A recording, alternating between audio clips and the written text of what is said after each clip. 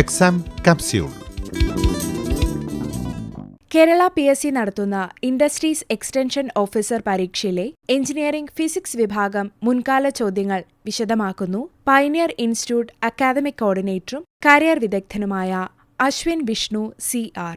ഇതിന് പ്രീവിയസ് ആയിട്ടുള്ള assistant director examination ചോദിച്ചിട്ടുള്ള ഒരു question, the sensing media in intrinsic optical fibre sensors എന്താണ് എന്നുള്ളതാണ്. ഡയറക്റ്റ് ക്വസ്റ്റ്യൻ ആണ്, ഫൈബർ ആണ് ആൻസർ. അപ്പോൾ ഇതുപോലുള്ള ക്വസ്റ്റ്യൻസ് വന്നിട്ടുണ്ട്. Then superconductors second part, അതിലുള്ള ട്രാൻസിഷൻ ടെമ്പറേച്ചർ എന്താണ്, ക്രിട്ടിക്കൽ ഫീൽഡ് എന്താണ്, ടൈപ്പ് 1 ടൈപ്പ് 2 സൂപ്പർ കണ്ടക്ടേഴ്സ് എന്താണ്, BCS theory, application of super conductors, ഈ കാര്യങ്ങളൊക്കെയാണ് വന്നിട്ടുള്ളത്. അപ്പോൾ അസിസ്റ്റന്റ് ഡയറക്ടർ എക്സാമിലോട്ടേക്ക് നോക്കുന്ന സമയത്ത് അതിൽ വന്നിട്ടുള്ള ക്വസ്റ്റ്യൻസിൽ 5 ക്വസ്റ്റ്യൻസ് ആണല്ലോ അതിലുള്ളത്, അറിയാലോ. ഈ പോർഷനിൽ നിന്ന് 2 ന്യൂമറിക്കലും 3 തിയറി ക്വസ്റ്റ്യൻസ് ആയിരുന്നു അന്ന് വന്നിട്ടുണ്ടായിരുന്നത്. ദെൻ തേർഡ് മൊഡ്യൂളിലോട്ടേക്ക് വരുന്ന സമയത്ത് അക്വസ്റ്റിക്സ് ആണ് ഇതിന്റെ പാർട്ടായിട്ട് വരുന്നത്. അക്വസ്റ്റിക്സിന്റെ പാർട്ടിലോട്ടേക്ക് വരുന്ന സമയത്ത് classification of acoustics wave based on frequency, അറിയാലോ. 3 കാറ്റഗറൈസ് ചെയ്ത് വെച്ചിട്ടുണ്ട്. Infrasonic sound, ultrasonic sound, audible sound എന്നുള്ള രീതിയിലൊക്കെ കാറ്റഗറൈസ് ചെയ്ത് വെച്ചിട്ടുണ്ട്. ദെൻ സൗണ്ടിനെ തന്നെ പിന്നെയും ക്ലാസിഫൈ ചെയ്ത് വെച്ചിട്ടുണ്ട്. പലതരത്തിലുള്ള ക്ലാസിഫിക്കേഷൻ ഉണ്ട്. അതിൽ വരുന്ന പ്രോപ്പർട്ടീസ് ആയിട്ട് പറയാവുന്ന സാധനങ്ങൾ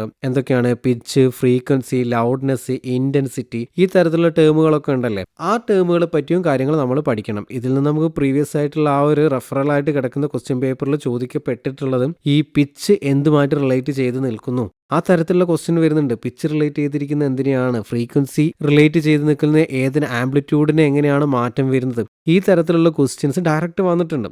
ദെൻ അക്വസ്റ്റിക് അബ്സോർപ്ഷൻ സെക്കൻഡ് കാറ്റഗറിയാണ്. അതിൽ റിവർബറേഷൻ എന്താണ്, റിവർബറേഷൻ ടൈം എന്താണ്, സബൈൻസ് ഫോർമുല എന്താണ് എന്നുള്ള കാര്യങ്ങളൊക്കെയാണ് വരുന്നത്. ദെൻ അക്വസ്റ്റിക്സ് ഓഫ് ബിൽഡിംഗ്, ഈ ഒരു പാർട്ട് കൂടെ ഉണ്ട്. എന്ന് വെച്ചാൽ എന്താ കാര്യം, ഒരു ബിൽഡിംഗ് കൺസ്ട്രക്ട് ചെയ്യുന്ന സമയത്ത് അതിന്റെ സൗണ്ട് ക്വാളിറ്റി എൻഷുർ ചെയ്യാൻ വേണ്ടി നമ്മൾ എന്തൊക്കെ കാര്യങ്ങൾ ശ്രദ്ധിക്കണം, ഈ ഒരു പാർട്ടിൽ നിന്നുള്ള ക്വസ്റ്റ്യൻസ് നമ്മൾ എക്സ്പെക്ട് ചെയ്യണം. ദെൻ മൂന്നാമത്തെ സബ് കാറ്റഗറി ആയിട്ട് വരുന്നത് അൾട്രാസോണിക് ആണ്. അതിന്റെ ആപ്ലിക്കേഷൻ എന്താണ്, സോണാർ എന്താണ്, NDT എന്താണ്, മെഡിക്കൽ ആപ്ലിക്കേഷൻസ് ഓഫ് അൾട്രാസൗണ്ടിന്റെ എങ്ങനെയാണ് എന്നുള്ള ക്വസ്റ്റ്യൻസ് ആണ്.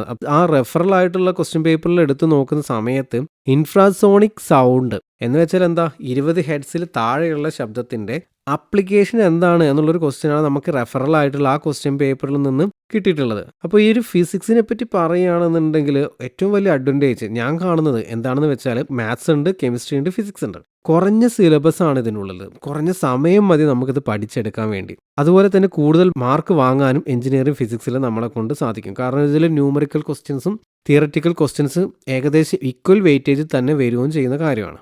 ഇനി വരുന്ന ഡേയ്സിൽ ഒരു സ്ട്രാറ്റജിയൊക്കെ വെച്ചുകൊണ്ട് സിലബസ് എന്താണെന്ന് ഡീപ്പായിട്ട് മനസ്സിലാക്കി പഠിക്കാൻ നിങ്ങൾ റെഡിയാണ് എങ്കിൽ ഡെഫിനറ്റ്ലി ഈ ഒരു ടാർഗറ്റ് നമുക്ക് അച്ചീവ് ചെയ്യാൻ സാധിക്കുന്നതാണ്.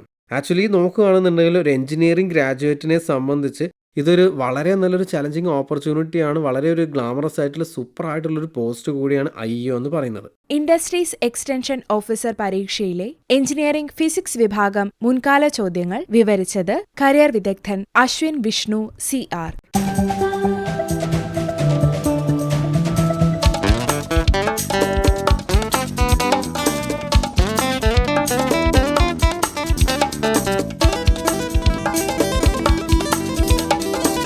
Exam capsule.